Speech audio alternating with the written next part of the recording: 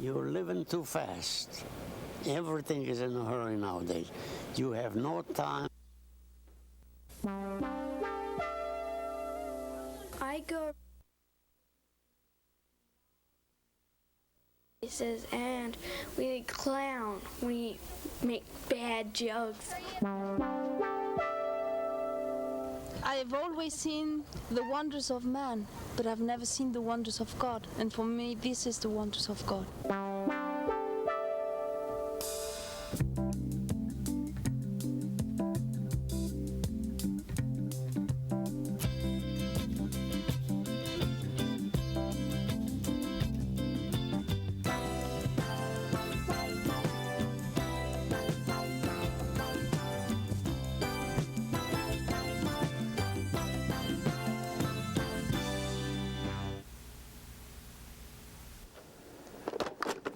These boxes hold videotapes. They're just a few of the thousands that have been shot by Rain Country crews in the last 5 years.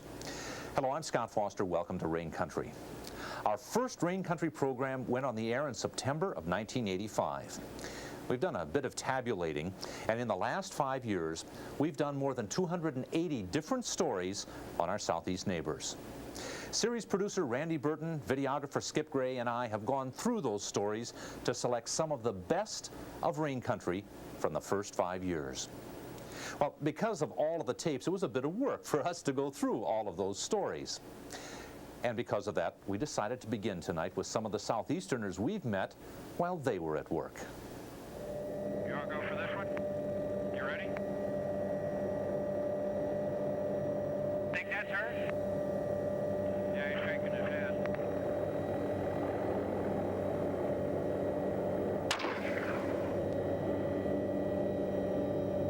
How'd you do, John? Got her. You got a good spot? Yeah, right in the butt. We're a good spot. Fish and game researchers tranquilize bears so they can study them.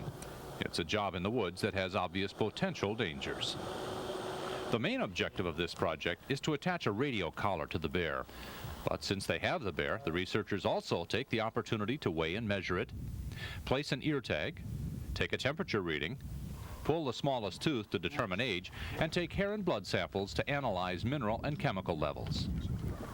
Their populations have declined dramatically across the continent, where they used to be quite abundant. Today they're probably less than 1% of the original bears in the lower 48, and they occur on about 1% of their original range. So by gathering information now in southeast Alaska, where bears are very abundant and in very healthy populations, we can plan to manage the bears into the future. Along with bears, the U.S. eagle population also has declined. To help rebuild them, Fish and Game officials from other states come to Alaska to capture eaglets for relocation to places where they used to live. I try to approach the nest cup very slowly so that as I come up over and they see me, they don't panic and jump back off the nest or anything else. And then I'll often spend quite a few minutes up there just rearranging the sticks and where I want to stand and work, and also that gives them time to get used to me. The eaglet's almost always back to the far edge of the nest when the climber appears. Using a stick to bring the bird within reach, the young eaglet is grabbed and then gently placed into a bag. Choose a route down through the trees, which is often fairly difficult because if it's 100 or 120 feet up or something and a lot of branches, you can't see the bottom, and the bottom crew can't see you. As soon as the specified number of eaglets are captured, they're flown back and then released in the state trying to rebuild its eagle population. There's no particular shortage of deer in Southeast, but researchers do have to go into the woods to learn about the Sitka blacktail. These deer were raised in captivity to become accustomed to humans.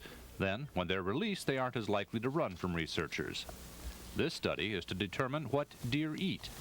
It takes a few minutes for the animal to adjust to our presence, but once it's over that, it goes about making its living.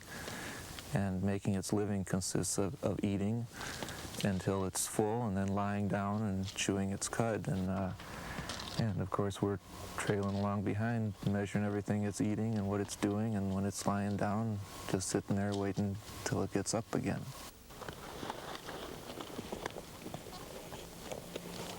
The average life of a deer researcher on this island is a rather boring one, of lots of long hours collecting boring data that become exciting once they're in the analysis stage.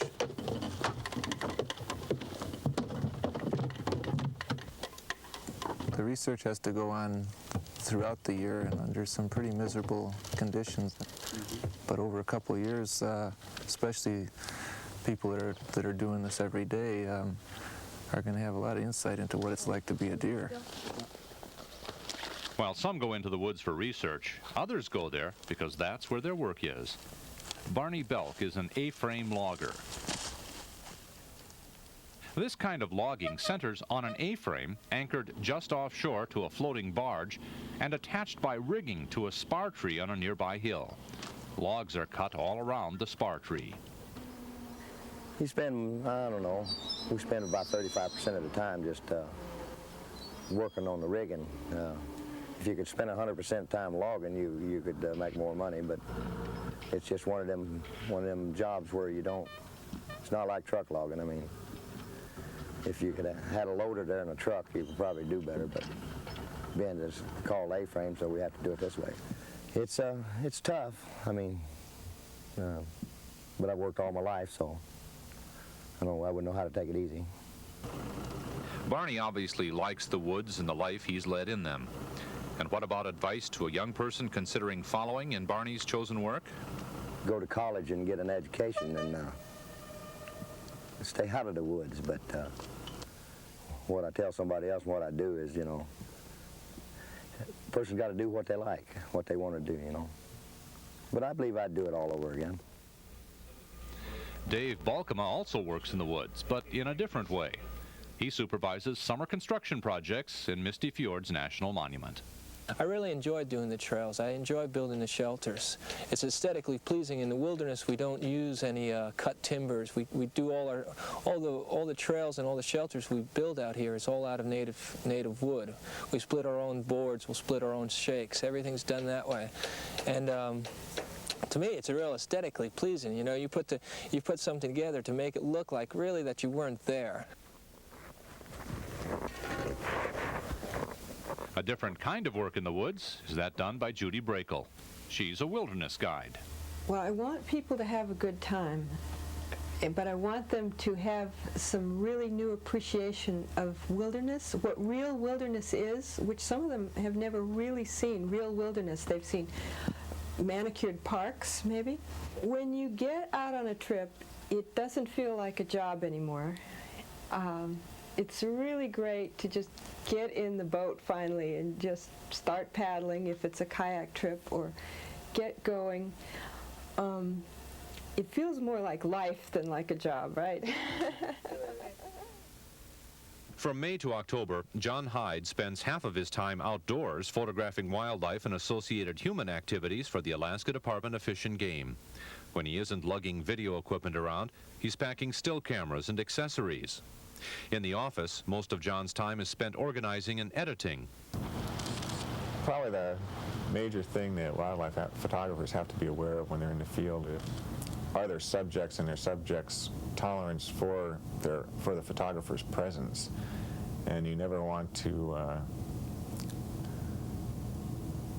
have your presence involve or jeopardize their safety or their life out there in the wild. They've got it hard enough as it is. And there's a lot of times when you're out in the field and it's real lousy conditions. You have to put up with trying to run a camera and keep all your equipment dry, and in the pouring rain, let's say over on Admiralty Island, and the wind's blowing 30 miles an hour, and it's not the easiest thing to do sometimes, but then there are experiences that you have while you're out there that you'd never have in an office anywhere. And I guess that's the reason why I'm so attracted to this position here and why I enjoy my work here.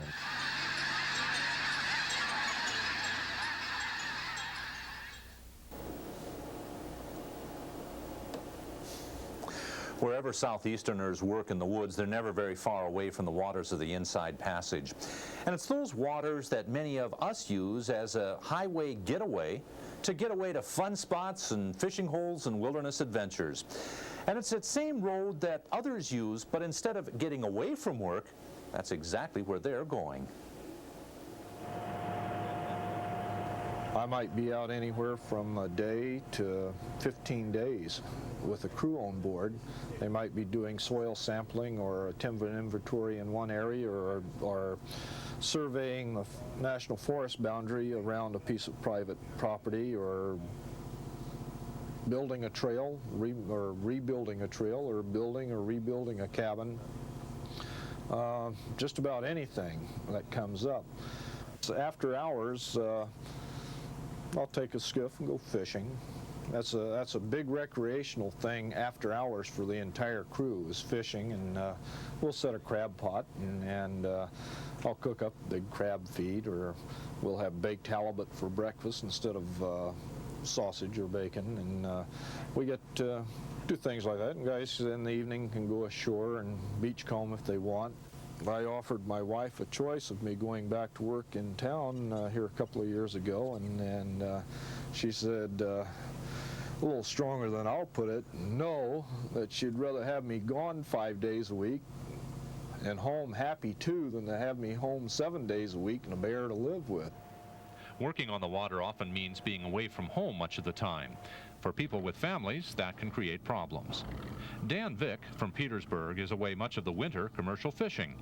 But to make sure he gets at least a few months a year with his family, he switches jobs in the summer. Instead of catching fish, he buys them on the tender frigid land, and he takes his family with him.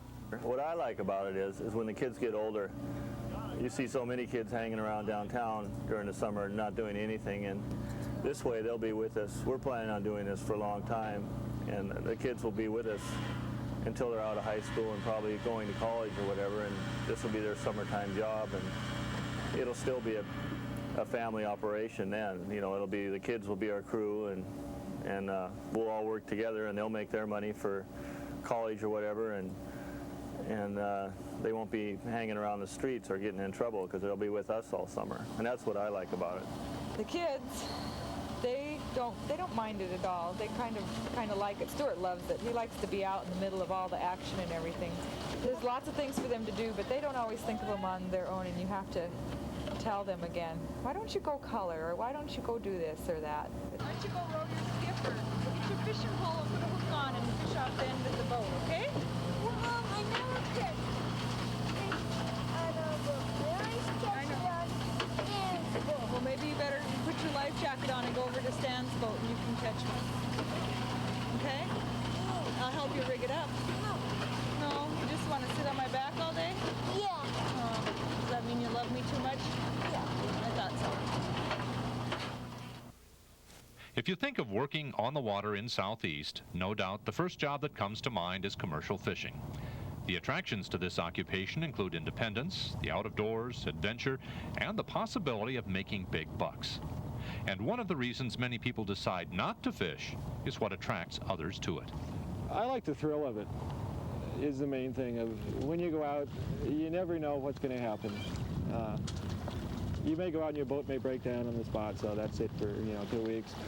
You may go out and you may have a $1,000 day, and you may go out and you might catch nothing. It's a real thrill. It's like getting in a card game every single day that you go fishing.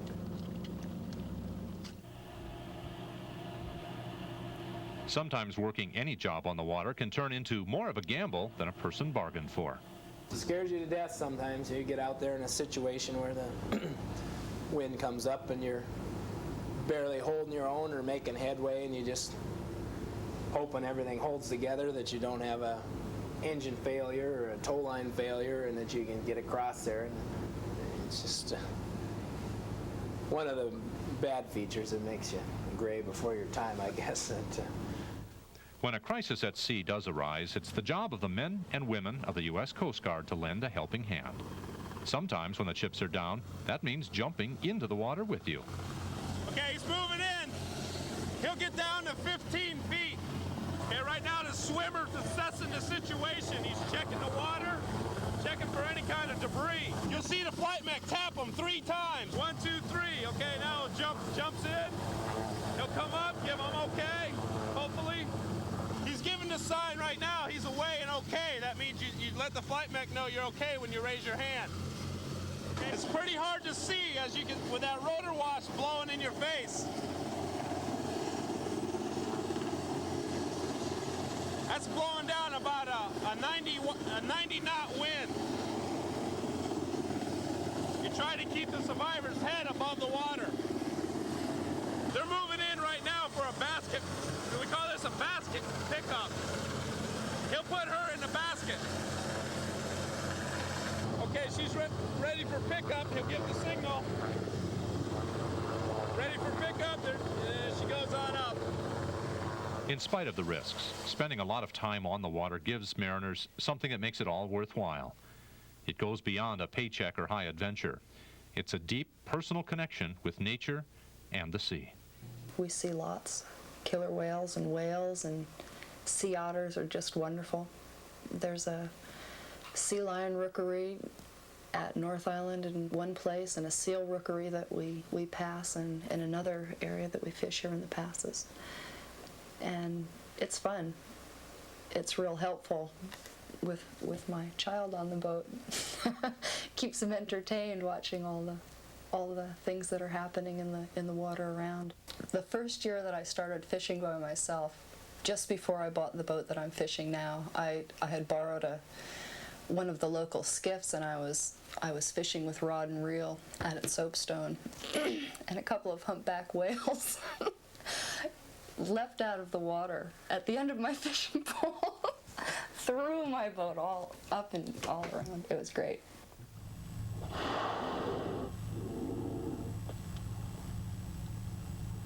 Overall, I guess worldwide population estimates range around 7 to possibly 10,000. Around 5 or 10% of their unexploited population. Humpback whales throughout the world were intensively exploited during this century by both pelagic and shore-based whalers. And the North Pacific was hit particularly hard. Population was reduced from around, there she is again, from around 20,000 to probably less than 1,000 when they came under international protection in 1966.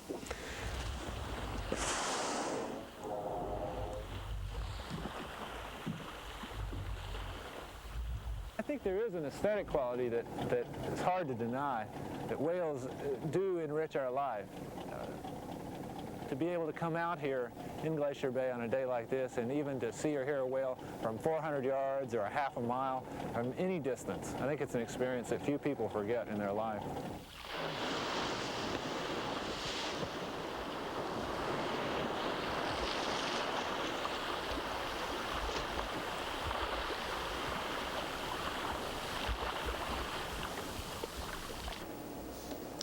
A whale may well be the symbol of our southeast waters. It's hard to imagine a more entertaining sight for those of us who live here, but it's especially entertaining for our visitors.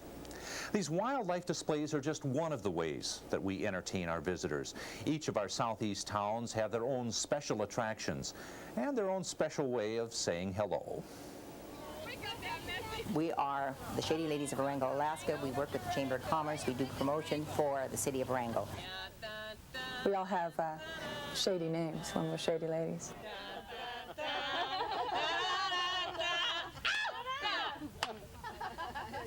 I really enjoy meeting the tourists. People from all over have such great reactions when we're all out there dressed in our feathers and finery that it just makes it so enjoyable. You get to talk to everybody from all different places. And I know they're going to remember Wrangell when they leave here just because we're out there. Welcome to Wrangell. Welcome to Wrangell. Hello there. Come on down. Join us. Sometimes you get a little embarrassed, you know. They don't really like to be picked out and, you know, spoken to or flirted with. but others just really seem to like it. We have many, many of them who want to come in and get in the line with us and get their photographs taken with us so that they can take it home and show their friends on how they were greeted in Wrangell.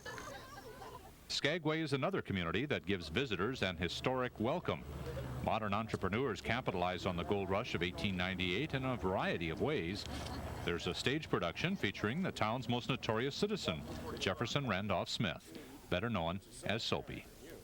I have a new soap. I have a wonder soap. Here is the finest cleansing agent ever brought forth by man's scientific ingenuity. The fruit of many weary months of research and experiment in my own laboratories. Use the soap upon your skin, and it will glow like the moon. Your face will shine with the radiance of 1,000 candles. Is that bald spot growing, sir? Use my soap, and the petroleum locks once more will adorn your brow. Is your hair turning gray? Use my soap, and to the silver threads will return the pristine glory of youth. Just outside of town is a recreation of Skagway's tent city.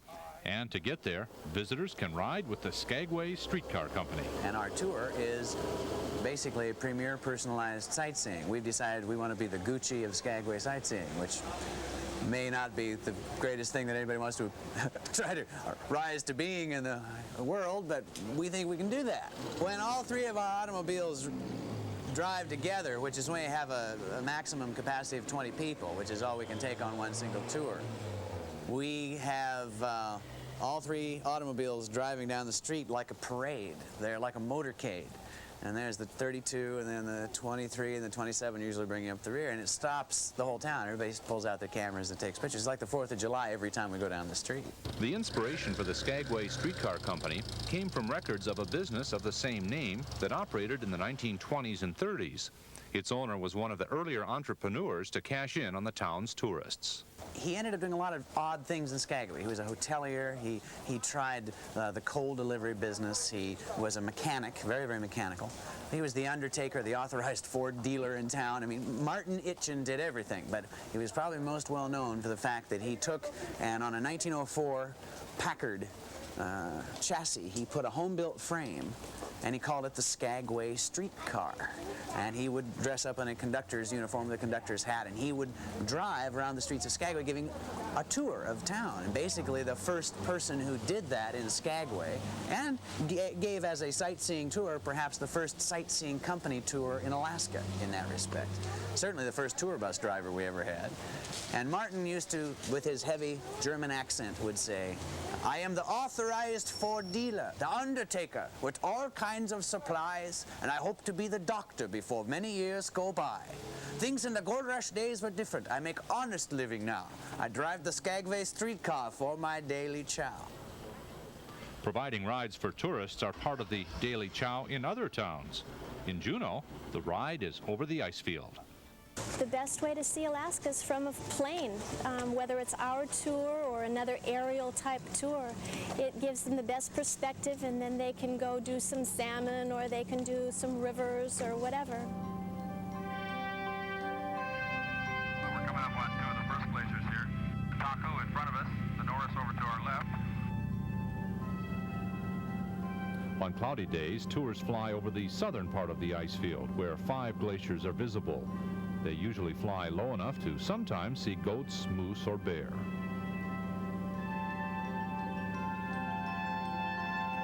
On clear days, the tour goes right over the top of the ice field. This Juneau ice field is a remnant of the most recent world cooling trend.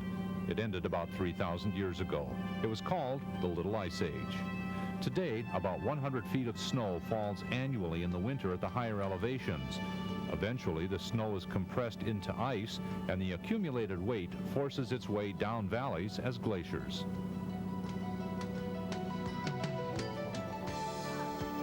On 3. 1, 2.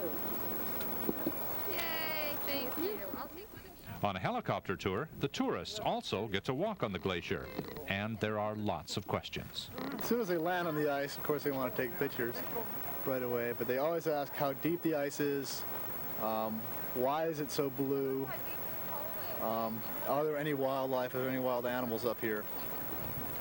People, they just don't know anything about it, and they ask all kinds of questions. It's kind of fun. It's like a pie. Look how how deep that is. I know, and it's a slide down there too. Oh, isn't that fantastic?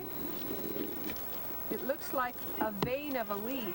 Yeah, look at this one. Oh, Albert, honey,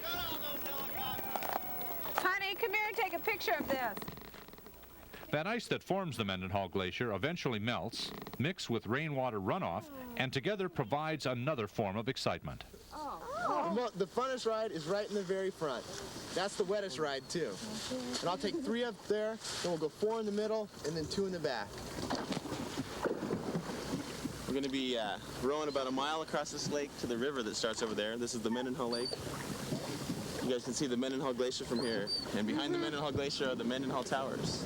Well, on this particular trip, it takes about 3.5 hours, and I think that the biggest offering is an opportunity to see the glacier from the water, and also some light rapids in the river.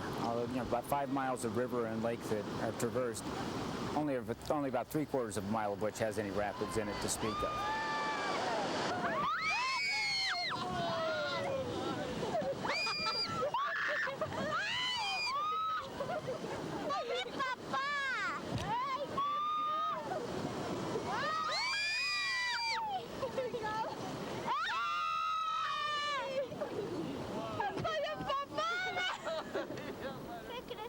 The excitement of the rapids is soon replaced by the tranquility of the quiet river.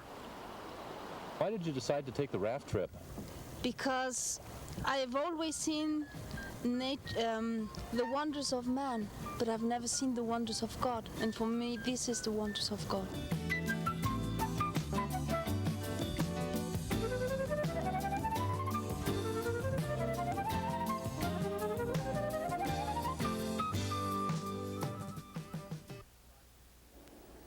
In the last 5 years of Rain Country, we've gone from Hyder to Whitehorse to Yakutat and a whole bunch of places in between.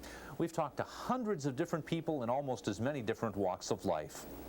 As the Rain Country staff has reviewed all of the stories we've done in this last 5 years, we've found that some of our biggest favorites have involved some of the smallest Southeasterners.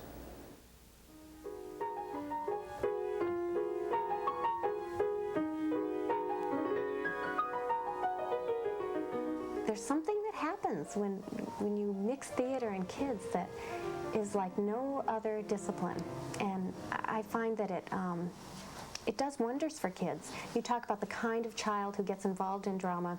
Are they the outgoing type? Are they the shy, introverted type? I think there's something in it for every kid. Why are you doing this? Because I want to. And I was in another play and I really liked it. I was little, I was in plays, and in 5th grade I did radio production in Annie, and then I signed up for the Willy Wonka, and then I went on to Toy Box. And where do you want to keep going with acting, with this interest you have? What do you want to do? I want to be an actor, it's fun. I go around with my group to malls and the Senate building and other places, and we clown. We make bad jokes and make funny faces and make weird noises, and we really cheer people up that are really sad. These clowns are 4-H students. During the Christmas season, they work on the annual 4-H toy drive. But when that's over, out comes the makeup and the clown faces. It's a way of fundraising, sharing a few smiles, and developing some self-confidence. When I'm in my clown outfit, I'm not really shy. But when I'm not in it, I'm real shy. Why are you not so shy when you're in a clown outfit? Because people don't seem to know me. Yes, why do you think it's important for you to get over to your shyness? Because I want to be a lawyer when I grow up. Want to be what? A lawyer. I think the most important thing they've learned is that they can laugh at themselves and they don't have to take themselves seriously. And that allows them the freedom to try new things and to be able to stretch their wings a little more. For a couple of these kids, that will mean that they will be able to dream and fulfill some of those dreams because they were so shy. Hands here, babes. There she goes. You guys, have you worked? The Special Horses for Special Kids is another project that helps develop pride through sharing. Juneau 4-H'ers in the Midnight Riders Club decided to give handicapped children the opportunity to go horseback riding. Are you happy when you ride the horse? Yeah? Do you want to get on now? Yeah? I sort of like the idea of it, and it seemed like it would be pretty educational. Also, it's sort of neat to teach them. And so you get the experience of teaching kids who don't usually get to do that. For one thing, you can find more friends, and you can make more friends. And it's just, I don't know, it's funner, I guess. The thing I saw mostly in the kids was a new area of their lives that they'd never experienced before, helping somebody who needed help. Teaching and sharing the thing that they liked, their horse, with somebody who didn't have one and who didn't know how to work with one. Yeah, want to hug him? Come on, a big hug. Give him a big hug. Go. Good. The Southeast Landscape provides a variety of experiences for our young people. There are numerous kayaking and camping opportunities. This is something not everybody gets to do. You know, it's a real special thing, you know, to see the mountains and see seals looking up at you. Well, I think it's important for everybody to know that there's something out here, that there's a wilderness and there are places that haven't been logged with 5-lane highways through it. But I think it's more important for the people of Alaska to be here, because I think they should see their own, where they live and their own environment. Everything what's on the land have a spirit in them, especially the rocks. There's a spirit in that.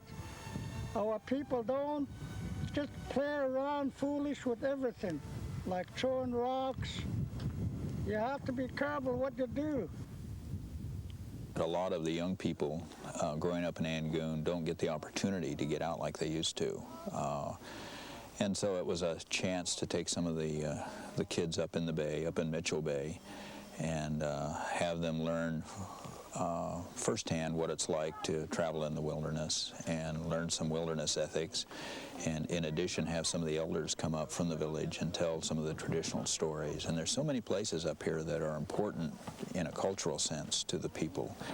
And while I don't have that knowledge, the elders do. And so it was just a chance to bring the elders and the children together and have them relay some of the information that I think is so important for the young people to know, so that they know who they are and they know something about the land that is so important to them. This is the village site of the Sockeye clan, located on the Chilkoot River near Haines. Today it's the site of the Chilkoot Culture Camp. Chief Austin Hammond founded the camp to teach his grandchildren traditional ways of living. With guidance from native elders and camp counselors, young students from all walks of life come to learn the Tlingit culture through a variety of activities. Today we made drums. Mine isn't done yet. Today I also moved out of the camper. Today we went running half a mile. Can you believe that, half a mile? We are going to tell stories. I think Grandpa is going to tell them. You gotta watch your word, what you're gonna say. So I try to make fun of the loon, that young girl sitting there on that big garden. The loon came up across on the other side. Oh. The girl is smiling. That loon loves me. He's calling on me. His mother pushed him down. Don't say that. It's not good. What they working? She's in the middle. What they working? Lunchtime. Where's the girl? He was sitting here. Disappeared. So that loon came up on this side again, by the lake. The girl's on the back. In that story, it gives a value of being careful with your words and what you say with your words. There have been other values that have been taught, and that every one of us participate, we all pull together, and that we begin to share with one another, encourage one another in the different areas that we may be working in. We try to allow the students to be able to picture how our ancestors lived in the past. Yeah, it must have been harder. I guess they did a lot of things by hand. They didn't hardly have modern stuff like we do now.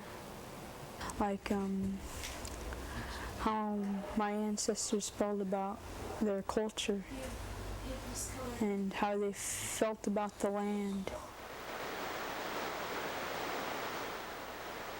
I like to see your children learn about our land, every one of them, any place where you came from. To ask your father what our grandfather used to do. Tell him to tell you the story. Telling stories to children is one way of passing on cultures and traditions. Using any of a variety of artistic expressions may accomplish the same thing and also be entertaining. Wherever our Rain Country cameras have gone in Southeast in the last 5 years, we found a rich artistic tradition. But different artists may express their feelings in different forms. Many of them share Southeast as their common inspiration. That what I'm trying to accomplish a lot of times is try to get some of the old examples and copy them, and try to create from what I see. I just love to work with my hands, and sometimes even the frustration of doing something that really doesn't work out too well. Sometimes that can be frustrating, but if you have enough patience and know your tools and know what you're working with, usually you can be able to accomplish, you know, what you set out to do. The Eskimo dolls that I make are caricatures of the real people, and it's acceptable and pleasing to the tourists because it's like a little symbol of Alaska. Everybody likes to believe that we have snow houses and there's nothing but ice and snow up here, and they take back a tiny little doll that doesn't cost an arm and a leg, and it's well made. They're happy. They're happy with the clean-looking dolls. And what is really encouraging is that I've been teaching for so many years, and now finally there are some young people really interested, and their children are learning it. That's very encouraging. I work as an accountant, and I made a lot of money, and it was really fun to do.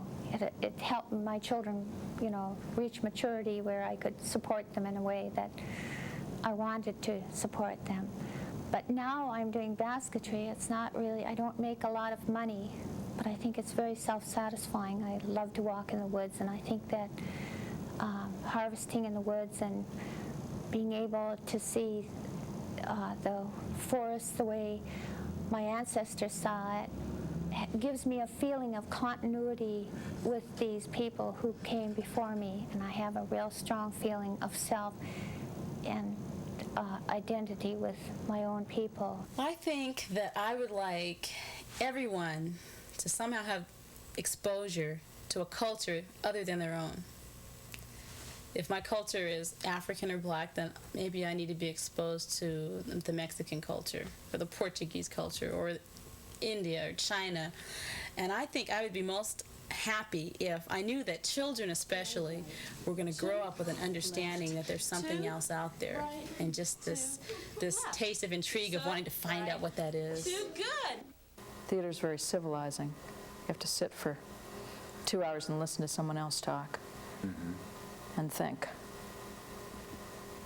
So I think stories are very important because they help with ongoing traditions and understanding of other races, other religions, You have the potential to be able to celebrate people's differences instead of feeling as if it's something that you want to shut yourself off from.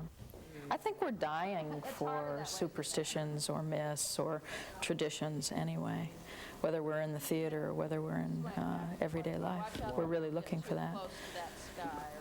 Because I think we need to find meaning, and we need to figure out the way in which the world is. We want ideas to hang on to. We want traditions to hang on to. I think that's one major element which theater can provide, which is the telling of the stories. A poem is any writer's attempt to enable somebody else to see something clearly. If I can help any reader to see any one subject, event, or experience even a little bit more clearly, or from a somewhat different perspective, I have succeeded as a poet, and I am very pleased. And the Lupin poem is a good example because it was something that I had looked at over and over and yet suddenly saw in a flash of illumination or a moment of epiphany.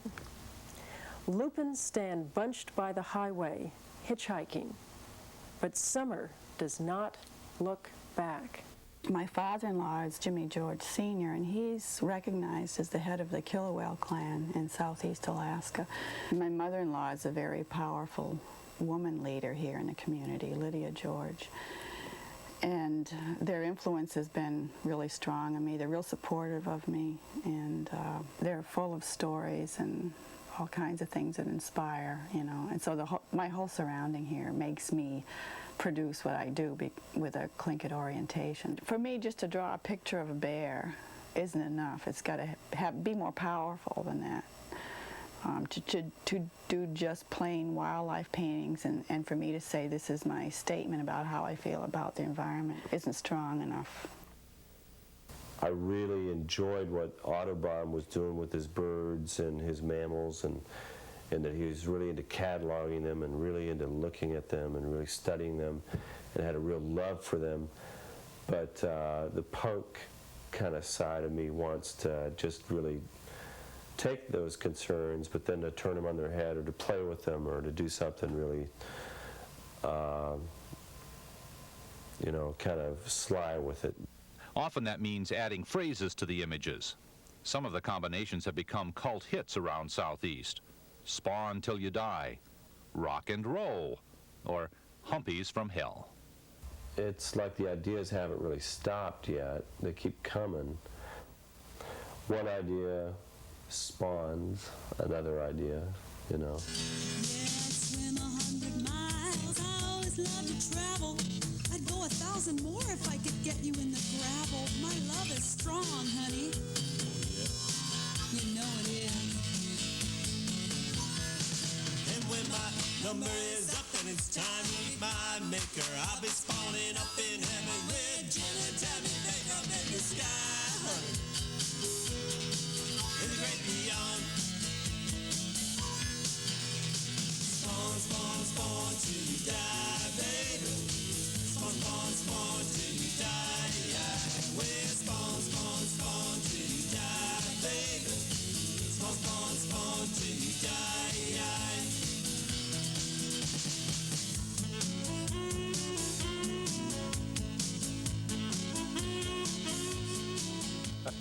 Fish are responsible for a lot of different things, and perhaps one of the byproducts is sparking the imagination in art, music, and stories about the one that got away.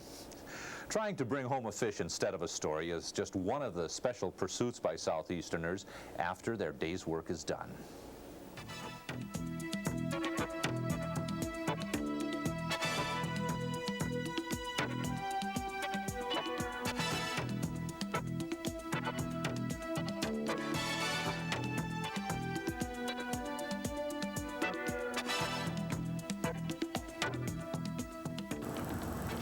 How big? I'm guessing about 16, 17. We get this guy from Butte, Montana with us. I think he's a jinx.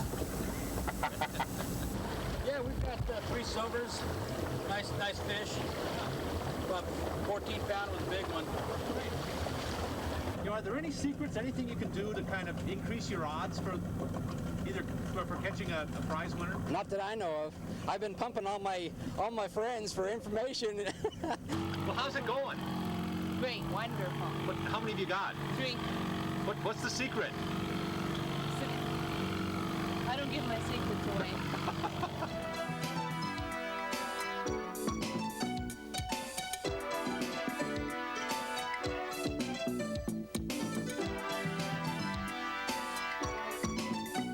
Fishing is perhaps one of the favorite getaways we have. The water isn't very far away, and when the boats get crowded and the lines get tangled, there's always another waterway to take.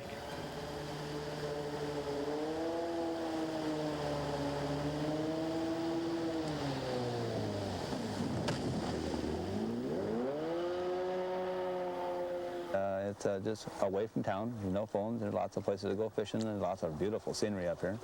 Lots of river running. River running kind of gets on a guy's blood.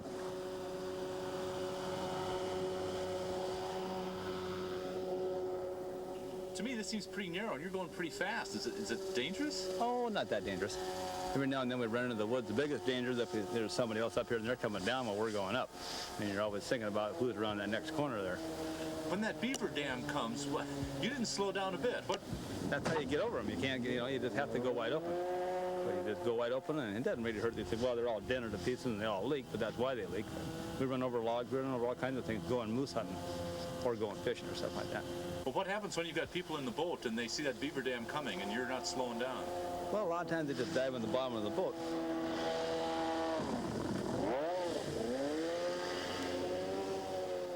Riverboaters like Jerry Adams enjoy the occasional bumps a beaver dam provides, but other Southeasterners take their bumps in different ways.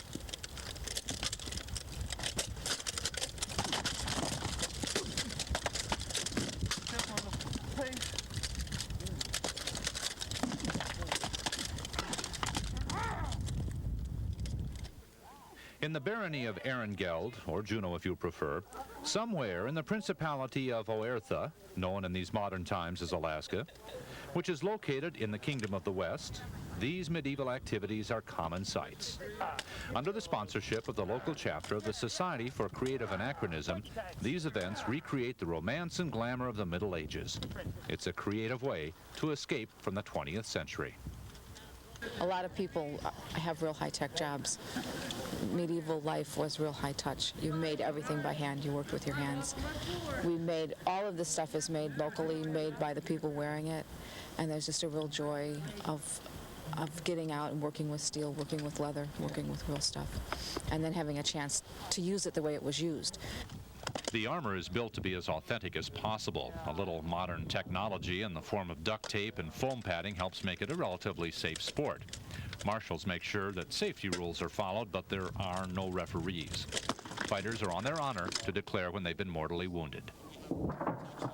This medieval-style combat isn't easy. Blows are delivered at full force and full contact.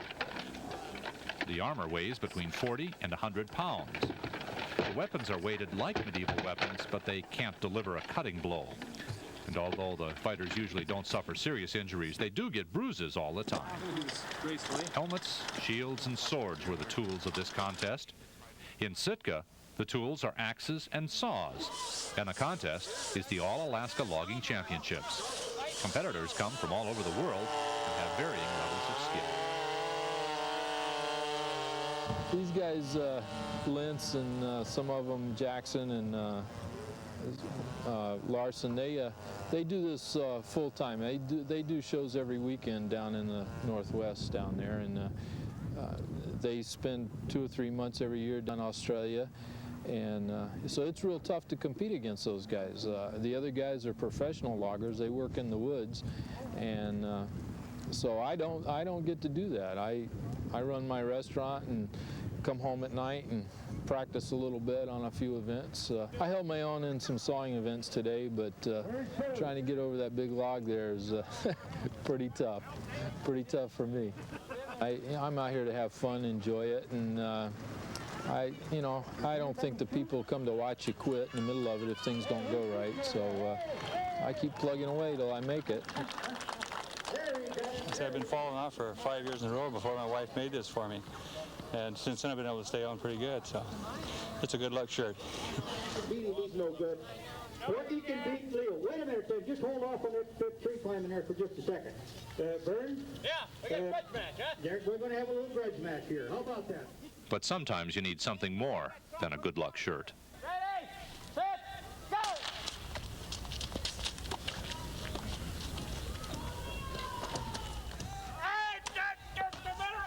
Wait a minute. Leo, come on, Leo. Porky's going to beat you. No. Go, Porky, go. Up! Ah! We just pull a lot of tricks on one another once in a while and everything, you know, and just a lot of fun we have, you know, along with the work. It makes a pleasure out of it. And we've tried to make a pleasure out of this review of 5 years of Rain Country Stories. Looking at all of these tapes has brought back a lot of memories for those of us who have had the distinct pleasure to meet so many interesting people in so many different places. And now in our last few minutes of this special Rain Country, we'd like to bring you a few of the people that have helped make Rain Country special. You can go out in the woods and build yourself a cabin. Nobody said anything about it. You go out fish or kill a deer or fish, who cares? You know, well, living like that, you see, that's freedom. Well, when you lose that, then start going by the laws, you can only do this and this and that. Well, you know, it's not the same. As we stand here in memory of those men and women that built this community, I was thinking back of how they did it, how they built this community. There was a long rope, and there's about 20 or 30 strong men lined up, pulling those stumps out by hand, clearing the town, the place where what we're enjoying now. And you know how they did it? They pulled together. Every single one of those strong men, that line was real straight. And they all give every ounce of strength they had. They pulled together, and in no time they got that stump out. Now there's a lot of things besides pulling stumps that we need to pull from this town that will make it a better community. And you know what's lacking? We never pull together. So today, I hope that you will be, each and every one of you will think, take a survey of yourselves. What have I done to keep this town in the kind of a town that was handed down to us? There is an odd saying nowadays, you've come a long way, baby. And many of these people here in Alaska have come a lot longer way, baby, than we have in learning about them. They have had to, and we didn't make ourselves learn about them so much. And I have been interested in that. In fact, a lot of these old cars, like that one, the first car that was transfer, Bergey's transfer, well, I still think it belongs to them. It doesn't belong to me. It's here in my place, but they come by and like to look at that. In fact, I've said that this junkyard, everybody in Wrangell's got an interest in it. I feel that it isn't my junkyard. Anybody that's given me stuff, why, they come back and if they need it, well, I'll give it to them. I feel that they have an interest in this. I think if I sold out, I'd be letting the people down. Well, I've probably got a different philosophy in life than a lot of people have. Destiny put me in the junk business when I couldn't get a job. That's what I think destiny is. You haven't got anything to say about it. It's just the circumstances put you there where. at the right place at the right time. Anybody that tries to buck that is a failure in life, for sure. I don't consider myself a failure, even if I am in the junk business. You're living too fast. Everything is in a hurry nowadays. You have no time for leisure. We've lost all that what the Europeans have, so-called after you eat, then you have a rest of a couple hours, or when they eat slowly, couple hours, have a little drink with it, never drink without eating, and that a tempered life, that's all. Don't overdo anything, even sex. And those are just some of our Southeast friends and neighbors that have made it possible for us to have 5 years of Rain Country stories to tell. And we'll be back to tell some more next week at the same time. I'm Scott Foster. Thank you.